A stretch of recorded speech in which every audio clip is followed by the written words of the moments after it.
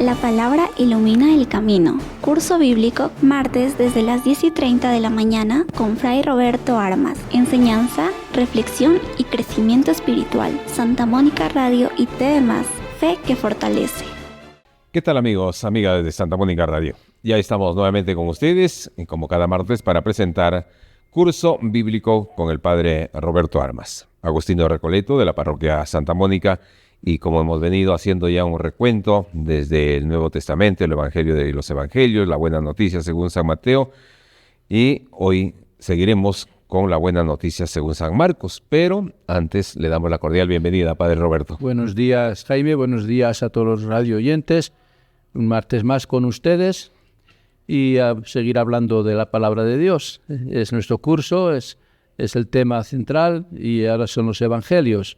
Cada Evangelio tiene su característica. Hablamos ya de San Mateo, vamos a hablar hoy de San Marcos. Es interesante, así que les pido su atención y que estén al tanto de lo que vamos a hablar y cómo podemos penetrar un poquito más en la palabra de San Marcos. Efectivamente, Padre Roberto, pero comenzamos, como cada programa, con la oración hacia nuestros oyentes y nuestro programa. Nos ponemos primero, como todos los martes, en presencia de Dios, que el Espíritu esté en nosotros para poder escuchar su palabra. Señor, te damos gracias porque nos permites participar en este curso bíblico por medio de la radio. Nos reúnes y nos pones frente a tu palabra. Ayúdanos a acercarnos a ella con reverencia, con atención, con humildad. Envíanos tu Espíritu para que podamos acogerla con verdad y con sencillez, para que ella transforme poco a poco nuestra vida. Que tu palabra penetre en nosotros, que nuestro corazón esté abierto como el de María, Madre tuya y Madre nuestra, y como en ella la palabra se hizo carne, también en nosotros esta palabra tuya se transforme en obras de vida según tu voluntad. Amén. Amén. Bien, Padre Roberto. La Buena Noticia según San Marcos. ¿Cuál fue la comunidad de San Marcos? Sí, pues vamos a hablar para comienzos, hablamos también de la comunidad de Mateo, a quién iba dirigido el Evangelio de San Mateo. Hoy vamos a hablar a quiénes estaba dirigida esta buena noticia del Evangelio de San Marcos, ¿no? La comunidad a la que Marcos escribe está compuesta en su mayoría no por judíos, por no judíos, está compuesta esta comunidad por judíos que están fuera de Judea, fuera de su país, judíos que viven su seguimiento al Señor Jesucristo, pero fuera de Israel, lo que antiguamente se llamaba la diáspora, ¿no? Y posiblemente estaban en Roma o quizá por la parte de Siria y demás, ¿no? En medio de una cultura que predominaba todavía la precorromana, ¿no? La grecorromana, Grecia y Roma. Esos imperios habían dominado toda la región e incluso la lengua que más se hablaba era el griego, ¿no? Y la cultura en general era Grecia y de Roma también, romana. Y en ese ambiente estaba viviendo esta comunidad a la que se dirige Marcos. Los tiempos de los emperadores, Claudio en el año 41 al 54 después de Cristo, también Nerón, ¿no? En el año 54 al 68. En tiempos de Nerón, las famosas persecuciones y demás, fue un tiempo complejo que a los pobres primeros cristianos y especialmente que venían del paganismo, ahogaba poco a poco la fe. Hay algunos rasgos que tenemos que destacar de aquella comunidad que se deducen del Evangelio según San Marcos. Tal como está escrito el Evangelio de San Marcos, podemos deducir los rasgos principales que se vivían en aquella comunidad. En primer lugar, es una comunidad que recibe con gozo la buena noticia acerca de Jesús, transmitida en este caso por Marcos, lo dice el comienzo, ¿no? es una alegre noticia para todos ellos y la acogen con entusiasmo. A su vez, Marcos, recibe testimonio, para escribir el Evangelio, testimonio apostólico del mismo Pedro. Acompañó en varias veces a Pedro en su misión también, quien llama a Marcos mi hijo, ¿no? Tenía mucha confianza Pedro en Marcos.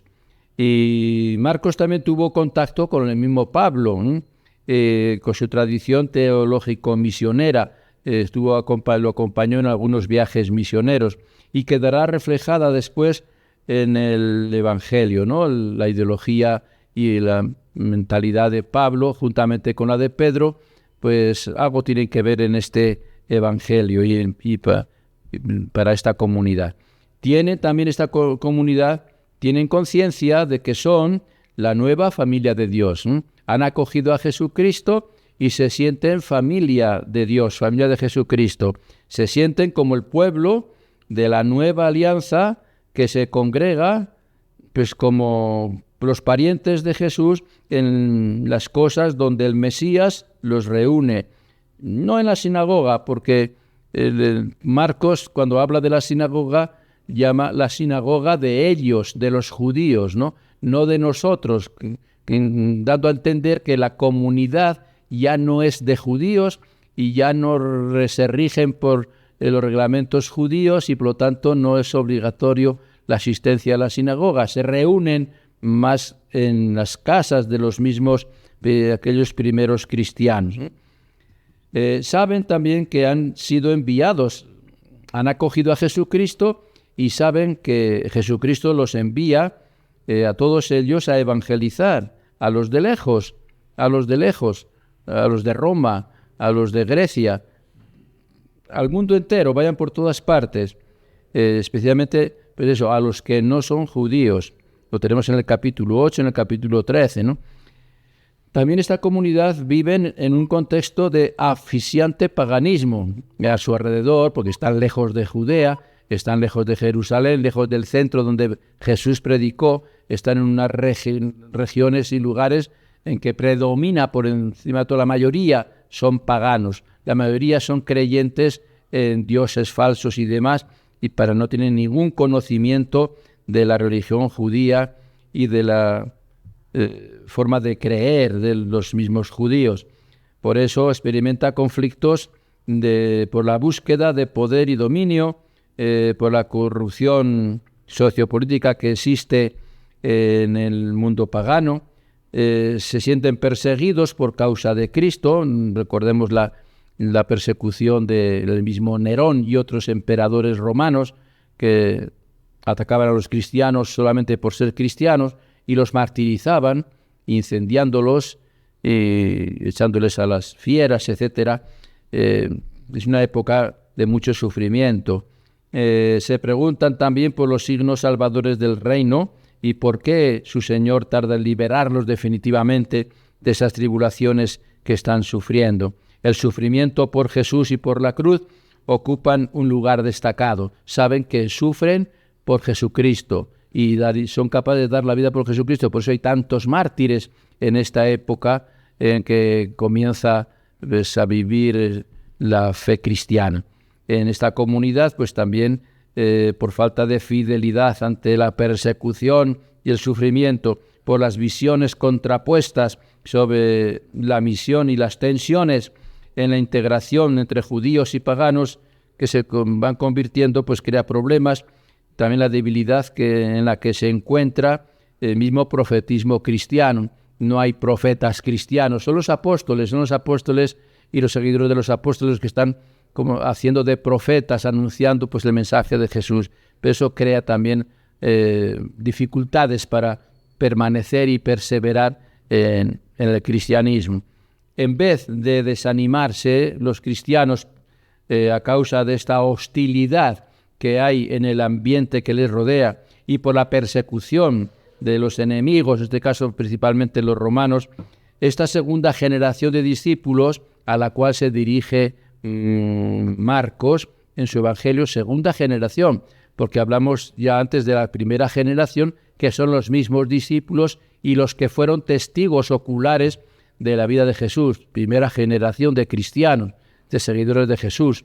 Y la segunda generación son los que se van convirtiendo por la predicación de los apóstoles y demás, por la predicación de los testigos oculares de la vida de Jesús. Y por eso pues se le llama la segunda generación, que suele vivir entre el año 70, después de la destrucción de Jerusalén, hasta finales del siglo, hasta 100, comienzos del siglo siguiente, 110 más o menos, después de Cristo. Y pone sus ojos, esta generación de cristianos de la segunda generación, los ojos en los orígenes y acepta la memoria escrita de Jesús. Todo lo que se ha escrito sobre Jesús es su base, es su fundamento. Todo lo escrito, y por lo tanto el Evangelio de Marcos va a ser el fundamento y la base de su vivencia cristiana, ¿no? Les va a invitar a refundar la identidad y animar la fidelidad mediante la vinculación con su Señor resucitado. El centro de sus vidas y de toda su existencia va a ser Jesucristo ya resucitado vivo.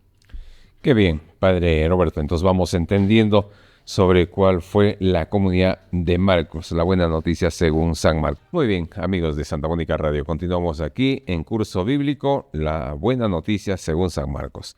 Padre Roberto, nos corresponde que nos explique esta pregunta. ¿Cuál es la teología de Marcos, la identidad de Jesús? Justamente la identidad de Jesús es el centro de la teología de Marcos, porque Marcos lo que quiere es dar a conocer a Jesús. ¿Cuál fue la identidad de Jesús? Y la memoria. Lo que queda de Jesús va a ser la memoria escrita por Marcos, ¿no? En este Evangelio, y los demás apóstoles, más evangelistas también, ¿no? Entonces, la pregunta por la identidad de Jesús, hecha de diversas maneras, es lo que recorre la primera parte del Evangelio de Marcos, la teología de Marcos. Sobre todo la primera parte es transmitir a la comunidad que hablábamos antes, transmitirle pues esa identidad de Jesús. ¿Quién era Jesús realmente, no? ¿Quién era Jesús para la comunidad? ¿Quién era Jesús para los apóstoles y demás? Y hasta concluir en aquel solemne momento, el centro está en un momento en que los discípulos acompañan a Jesús en una ciudad llamada Cesarea de Filipo. Y ahí Jesús los interpela a los que lo están siguiendo. Les pregunta, ¿quién dice la gente que soy yo? ¿Qué dice la gente sobre mí? Entonces la identidad de Jesús, a ver qué opinaba la gente. Y van respondiendo. Unos dicen que es un profeta. Bueno, pero al final les pregunta a ellos mismos, y ustedes, mis seguidores que están conmigo, mis amigos, ¿quiénes dicen que soy yo, no?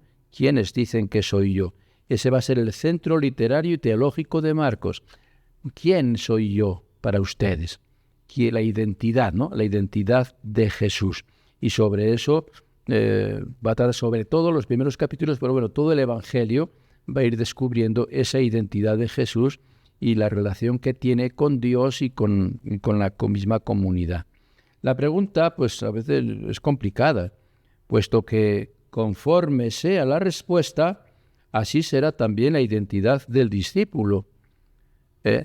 Por la respuesta vamos a descubrir la identidad de Jesús, pero también se va a ir descubriendo, de acuerdo a esas respuestas, la identidad de los discípulos, cómo eran los discípulos y qué pensaban de él, qué concepto tenían de Jesús, ¿no?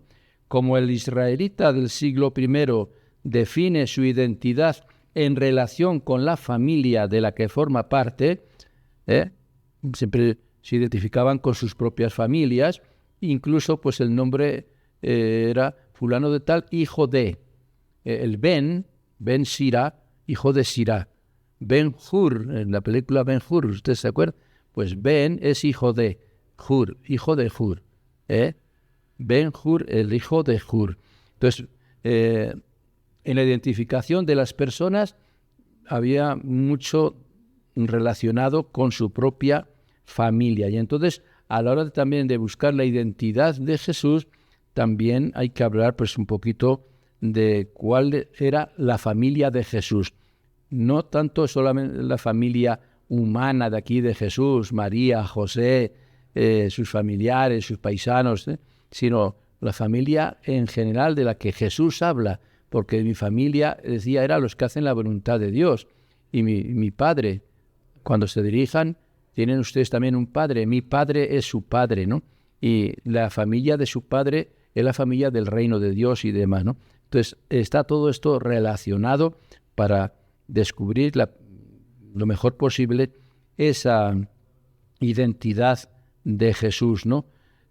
Marcos, empleando la técnica literaria del contraste, nos muestra que hay acciones y enseñanzas de Jesús que no corresponden a lo que se espera de un miembro de la familia de Nazaret, ¿no? Los hechos y las palabras de Jesús reflejan una relación con Dios. Más que la relación con sus padres humanos, es la relación con Dios y también con relación con el pueblo de Israel, tan original que sorprende a todos. Y la pregunta acerca de quién es en realidad este, que preguntan en el Evangelio, quién es este que enseña con autoridad, quién le ha enseñado estas cosas, lo que decían sus paisanos, quién es este, corre de boca en boca, quién es Jesús. La gente se pregunta, ¿quién es Jesús? ¿De dónde ha sacado su sabiduría? ¿De dónde ha sacado ese poder de hacer milagros? Todos lo conocemos de la familia de María y José, de nuestro pueblo. Somos familiares muchos de él, somos paisanos de él. ¿De dónde ha sacado todo eso? Entonces quiere decir que hay algo más en este personaje, en Jesús, y que hay además algo más allá de la familia, ¿no? Una familia pues más importante. Los hechos y las palabras de Jesús reflejan una relación con Dios, una relación con un Dios que es su Padre y que sorprende a todos. Y la gente se pregunta quién es en realidad que está corriendo de boca en boca lo que está realizando, lo que está haciendo. Muchos responden relacionándolo con espíritus a veces impuros, razón por la que lo tildan de loco, de endemoniado y demás. Las autoridades religiosas no aciertan a ver la identidad de Jesús. Si expulsa a los demonios es por el poder del Señor de los demonios. Y los familiares incluso decían, pero ¿dónde he sacado todo esto? Pero parece que está fuera de sí, parece que está loco. Entonces los que no lo entienden bien lo identifican con poseído por algo, o a un poder superior, o que está fuera de sus cabales y demás, ¿no? Entonces los contrastes darán pie a la pregunta de Jesús.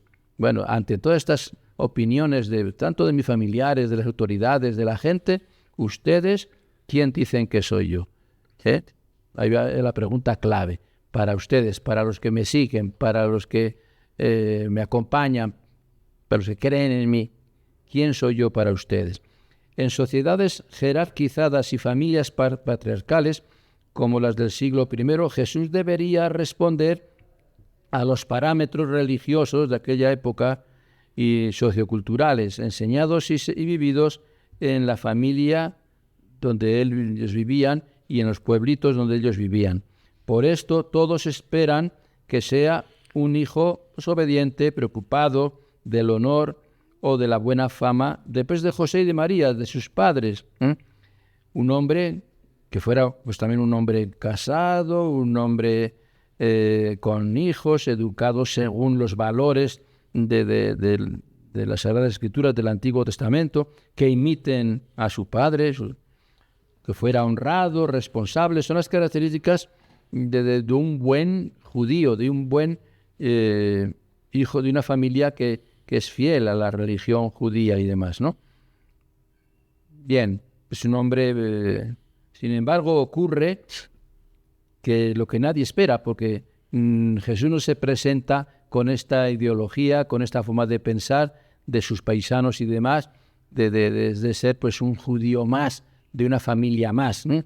Va mucho más allá. Pues en nombre propio se presenta como que tiene unas ciertas capacidades que no las tiene cualquier otro paisano suyo o compañero suyo.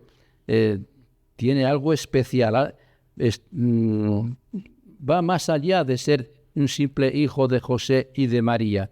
Va más allá.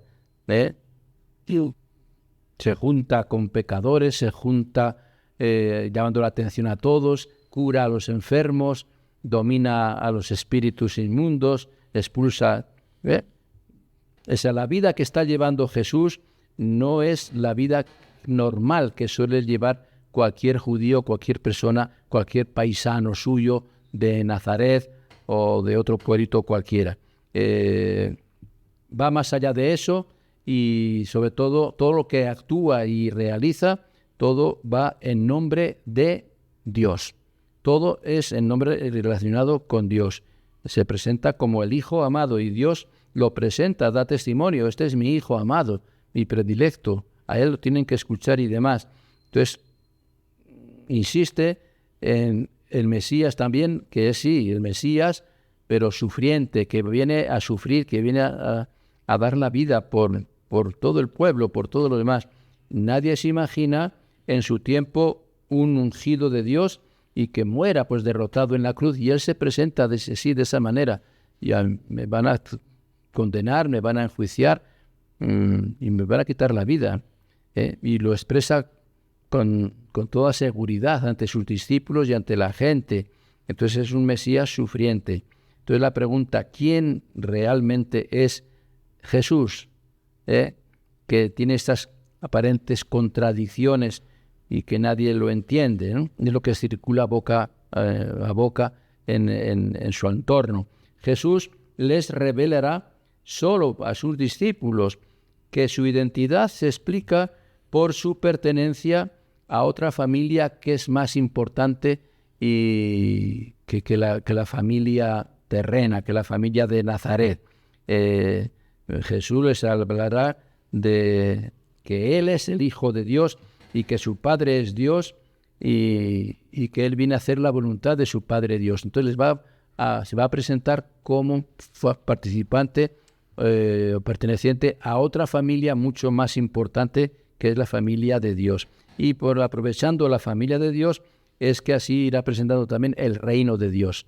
Él pertenece al reino de Dios, que es la familia de Dios, e invita a todos a que participen en esa familia de Dios, que es el reino. Conviértanse, crean en el Evangelio, el reino de Dios ya está cerca, está entre nosotros. Así que eso es lo que quiere presentarles Jesús, y esa va a ser poco a poco su identidad. Ella va a ir descubriendo a sus discípulos su verdadera identidad. No un simple hijo de un carpintero, no un simple hijo de José y de María, sin quitar el valor que tiene María, sino un hijo de Dios. Mi familia es la de Dios. Y los que quieran pertenecer a mi familia tienen que pertenecer a la familia de Dios, ¿no? Quien lo siga tiene que aprender a cultivar relaciones del tipo de todo originales con el Padre Dios y con el Espíritu, el Padre y el Espíritu. Y Él, el Hijo, son una sola familia, Padre, Hijo y Espíritu Santo. Entonces, Él es el Hijo de una familia y les presenta al Padre, que es el creador de todo, y al Espíritu Santo, que es el animador de todo. Y irá pues poco a poco descubriendo ese gran misterio de la familia divina, que es la familia de la Santísima Trinidad, Padre, Hijo y Espíritu Santo.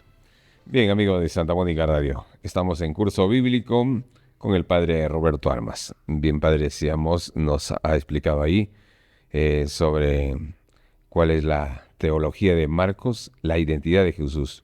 Pero, ¿qué podemos hablar de la familia de Jesús? De la familia hay que hablar de muchas maneras, porque Jesús considera a su familia varios grupos, ¿no?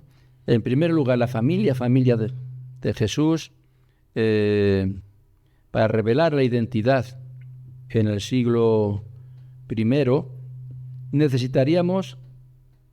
necesariamente descubrir que hay que hablar de la propia familia de Jesús, primero la familia suya donde ha nacido y demás, ¿no?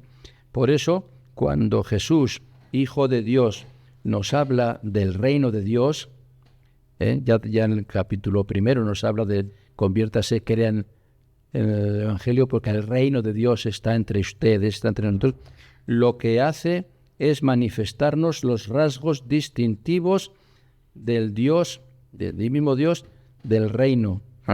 El Dios y el reino son lo mismo, es decir, de su Padre. El Padre de Jesús es Dios y es el reino de Dios también, ¿no? Entonces, esa es la familia principal de Jesús, la familia que Jesús considera la más importante de todas, ¿no? Familia divina, familia de Dios. Es su verdadera familia es con mayúscula, es el Dios del reino y es el reino de Dios. El Dios del reino de Dios y el reino del mismo Dios también. Entonces, en las parábolas y en las acciones del reino, que sus acciones son sanar enfermos, expulsar demonios, comer con pecadores, etc., el Hijo nos revela al Padre. Jesús nos está revelando poco a poco cómo es el Padre, Padre amoroso, Padre misericordioso, Padre que se preocupa de nosotros. Nos revela el Padre y cómo Él quiere reinar, cómo el Padre quiere reinar, cómo el Padre quiere formar esa familia y cómo quiere que nosotros participemos en esa familia del Padre y del Hijo y del Espíritu Santo, ¿no? Que es la familia del reino de Dios. Entonces, la primera familia que considera a Jesús y la más importante es la de su Padre Dios, que es el Dios del reino y el reino de Dios, ¿no? De este modo, Jesús revela su propia identidad. Yo pertenezco a la familia del reino de Dios. Yo soy hijo de Dios Padre. Y cuando el Padre lo presenta, este es mi hijo muy amado, y a él tienen que escucharle. Para pertenecer a esta familia del reino de Dios, tienen que escucharle. Los que quieran ser miembros de esta familia, tienen que escucharle. El Dios del reino actúa por el Hijo dando vida. La familia del reino, la familia de Dios Padre, actúa por el Hijo. El que actúa en relación con a las personas, al pueblo de Israel y al mundo entero, es Jesús, el que está actuando, dando su vida y viviendo su vida. Y nos trae la liberación y nos trae la paz, nos trae todos los valores fundamentales de este reino. Su reinado no se define en categorías de dominio, sino en razón de su ser, que es Abba, Padre. En razón del que es Padre Dios, es que Jesús actúa en relación con los humanos, con cada uno de nosotros. Que Dios es Padre, es fuente de vida, es fuente de misericordia, y por lo mismo el Padre de Jesús reina haciéndonos sus hijos y hermanos unos de otros, hijos de Dios y hermanos entre nosotros. Eso es obra de Dios, del amor de Dios y de la misericordia de Dios, y nos invita a vivir en alianza con Él y a formar parte de su nueva familia escatológica, que es la Iglesia. Esta familia que estamos hablando, el Padre Dios, el Hijo Jesús, que es nuestro hermano mayor, y todos nosotros somos hermanos por medio del Espíritu, es la Iglesia. Eso lo conforma la Iglesia. Entonces la familia de Jesús va a ser la Iglesia, la familia de este reino de Dios, y la realidad de este reino de Dios es la Iglesia y los que pertenecemos a la Iglesia. De este modo Jesús introduce parámetros ya originales, y lo que provocará pues un profundo conflicto de imágenes de Dios con los dirigentes religiosos de su tiempo, y por eso es porque están en contra de Jesús, porque no entienden esta familia de Jesús, no entienden que sea familia hijo de Dios y la actuación de Dios como Padre del reino. No lo entienden, y por eso es que van a buscar matarlo y lo van a eliminar hasta que lo van a conseguir, porque no entienden el mensaje que Jesús les quiere transmitir sobre su familia. Bien, entonces vamos entendiendo, Padre Roberto, lo que usted nos explica aquí en La Buena Noticia, según San Marcos, de la familia de Jesús, pero también nos responderá y de su nueva familia y su casa, Jesús, ¿no? Claro, su nueva familia y su casa. A los que aceptan por la fe a su Hijo Jesús, Dios los convoca como un germen o resto santo del nuevo Israel. Es el nuevo pueblo de Israel, esa familia nueva de Dios. Sin embargo, muchos serán los que permanezcan fuera de la casa, aferrados todavía a la sinagoga de ellos, dice Marcos siempre, y esclavizados de la ley. Entonces, sin aceptar al enviado de Dios. Muchos son los que no aceptan. Entonces está este mensaje que Jesús, de que es el Hijo de Dios, el enviado de Dios, de la familia de Dios, no lo aceptan y siguen al margen, ¿no? Y no lo van a aceptar. Y así van a permanecer aparte de la familia de Dios. Los que ingresen a la casa donde está el Mesías y se sienten a escuchar su palabra, formarán la nueva familia de Dios. Los que escuchen a Jesús. Por eso, este es mi Hijo amado, mi preferido, escúchenlo. Los que lo escuchen van a formar parte de esta nueva familia de Jesús, de esta nueva familia de Dios. En la casa donde está el Mesías, el discípulo se libera del mal para servir así a los demás. Es la identidad de esta familia, el liberarse del mal para servir a los demás. Aprender acerca del reino de Dios y de la misericordia de Dios, del reino, la que hay que testimoniar. Lo que aprendemos de Jesús, lo que aprendemos de esta familia, de esta relación familia, Padre, Dios, Hijo, Dios y Espíritu Santo, tenemos que aprender de este amor, de esta familia, de esta unidad familiar, y tenemos que después dar testimonio de esta familia. El seguidor de Jesús se acopla a la familia de Jesús y tiene que dar testimonio de la vivencia de la familia, ¿no? Tanto Jesús con los suyos y los discípulos y demás despliegan una particular pedagogía, porque si las parábolas del reino son para todos, solo para los de adentro, o sea, Jesús explica las parábolas a todos, pero solamente a los que son de la familia de cerca, la familia, a los que han acogido el mensaje de Jesús, a ellos siempre les va a explicar estas parábolas, estos mensajes en forma particular, son lo que encierran cada una de las parábolas y cada uno de los mensajes, se lo explica después a ellos en forma particular para identificarlos más a ellos con su propia familia. Y como después les va a dar una tarea de ir por todas partes anunciando el Evangelio, su tarea va a ser comunicar ese Evangelio como familia de Dios. Son los enviados porque son ya la familia de Jesús. Y esa es a la familia que se está refiriendo aquí en esta segunda pregunta, ¿no? La familia nueva de Jesús ya no es la familia de Nazaret, y no solamente la familia de Dios, su Padre Dios, sino los seguidores de Jesús son también ya su propia familia, son sus hermanos. Bien, Padre Roberto. Estamos de regreso y en esta parte final de nuestro programa, curso bíblico con el Padre Roberto, para que nos explique, Padre Roberto, ahora qué decir de los discípulos y su respuesta. Jesús considera que sus discípulos son su familia. Estamos hablando de la familia de Jesús. Y hemos hablado que sí, los que siguen a Jesús, discípulos, son su familia, pero de acuerdo a su respuesta. Si no responden, no pueden ser su familia. Pertenecen a la familia de Dios, a la familia de Jesús, los que son fieles a Él, ¿no?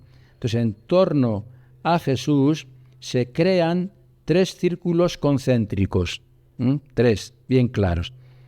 El círculo externo, que es constituido por autoridades religiosas que consideran a Jesús que está endemoniado, a varios de sus parientes que piensan que está loco. Es el entorno, vamos a decir, el externo. Familiares de los paisanos de su pueblo que no creen en él, desconfían de él, y las autoridades que tampoco. Entonces, son el grupo del entorno de Jesús, pero que no lo aceptan prácticamente, ¿no? Por lo tanto, no pueden pertenecer, este entorno no puede pertenecer a la auténtica familia de Jesús, ¿no? Ese es el entorno, vamos a decir, externo, ¿no? pues hay otro entorno dentro de este círculo concéntrico que sería el entorno intermedio, el intermedio, que está compuesto por la muchedumbre, por todos los que acuden a escuchar la palabra de Jesús, entre ellos muchos campesinos de aldeas, de los poblados, que se benefician pues de sus milagros, sus curaciones y demás, que buscan satisfacer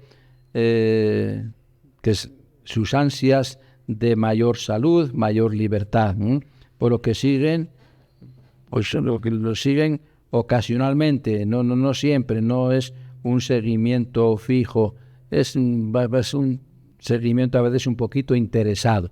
Las grandes masas, un montón de gente que escuchaba siempre los sermones y las enseñanzas de Jesús, el sermón de la montaña y demás, cuando la multiplicación de los panes había 5.000, etcétera, eran muchedumbres, ¿no?, que acudían a escuchar a Jesús. Es el entorno, vamos a decir, intermedio, que no se definen claramente si creen firmemente o no creen en él, no hay una definición de su parte, ¿no? Y el otro círculo es el interno, externo, intermedio e interno. El interno, más cercano a él, es formado ya por aquellos que por iniciativa de Jesús, porque los ha llamado, pasan de ser muchedumbre del grupo de discípulos grande, pasan a discípulos ya más cercanos a él, constituyendo pues lo que va a ser así, su nueva familia. La nueva familia la van a constituir este entorno interior de este círculos concéntricos.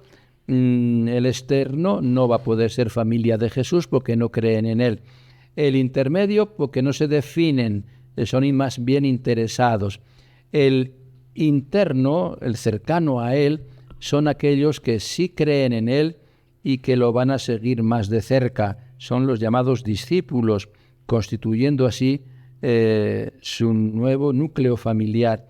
En lo más íntimo de este círculo están los 12 apóstoles, ¿no? Ahí son muchos los que siguen a Jesús, discípulos, son muchos los que se interesan por Jesús y sí lo creen en él y demás, pero hay un núcleo que va a ser el núcleo de la iglesia que está preparando Jesús, que van a ser los 12 apóstoles, que representan la promesa de Dios de hacer de las 12 tribus de Israel su pueblo.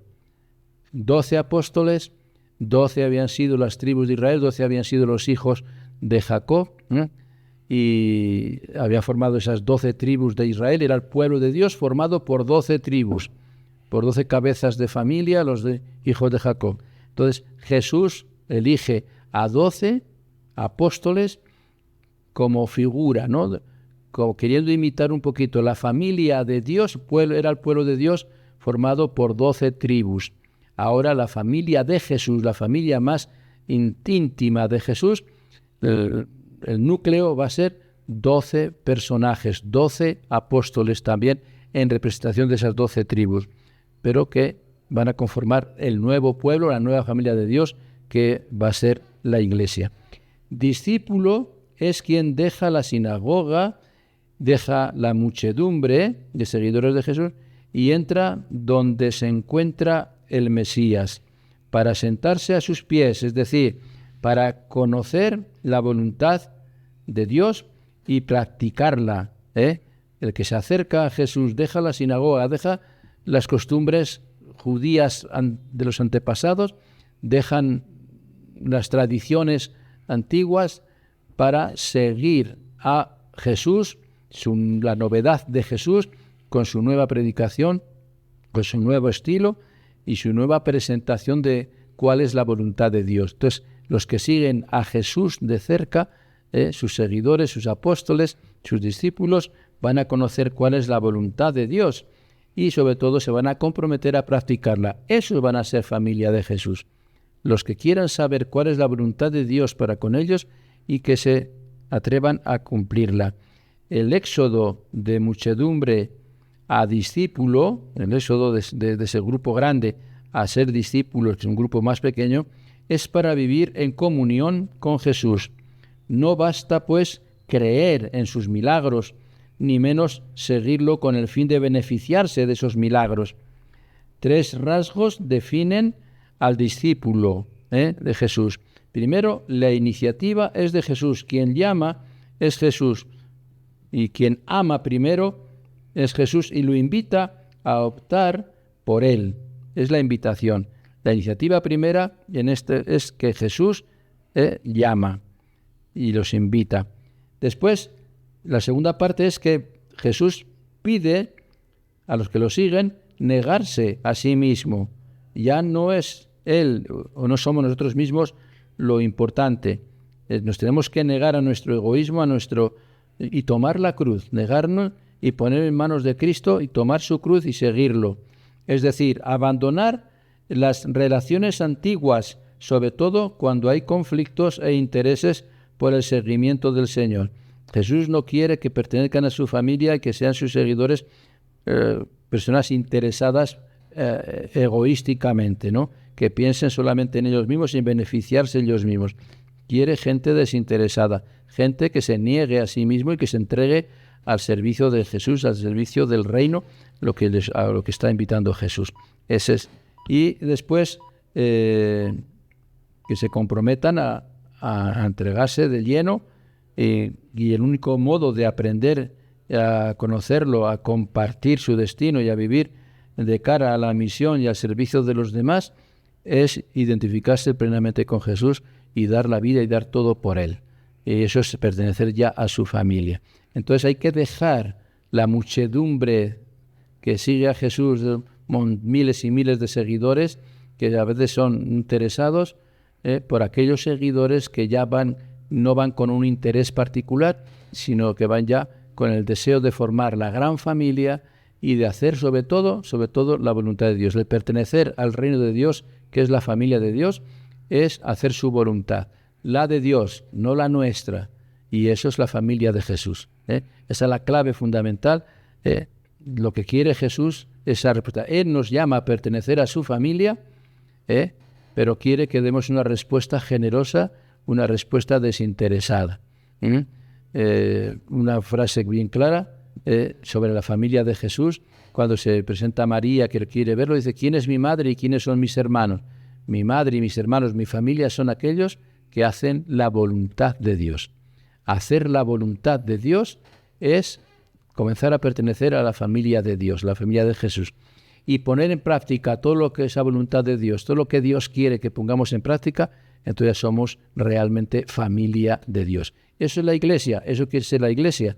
Y por eso, si somos de la Iglesia, tenemos que comprometernos a ello. Ser familia de Dios, familia de Jesús, es ser Iglesia y es entregarnos por completo y desinteresarnos de nuestros egoísmos y abrirnos al servicio a los demás. Jesús no ha venido a ser servido, sino a servir. Y nosotros, dentro de la familia de Jesús, estamos no para ser servidos, sino para servir.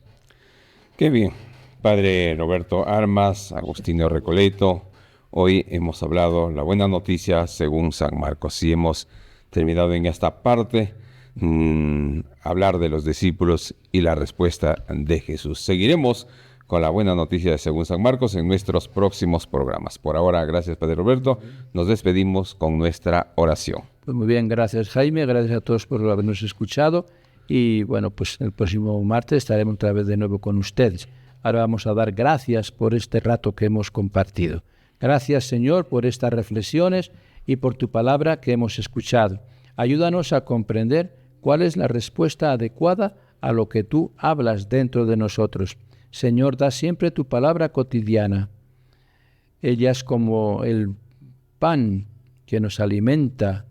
Ella es como el agua que nos riega, nos fecunda y nos limpia. Ella es como la luz que ahuyenta las tinieblas del error y del pecado y nos ilumina para poder ver mejor así nuestra vida.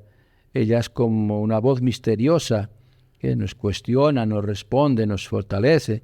Ella penetra en el íntimo del ser, nos hiere, nos sana, nos libera, nos inquieta, nos trae paz.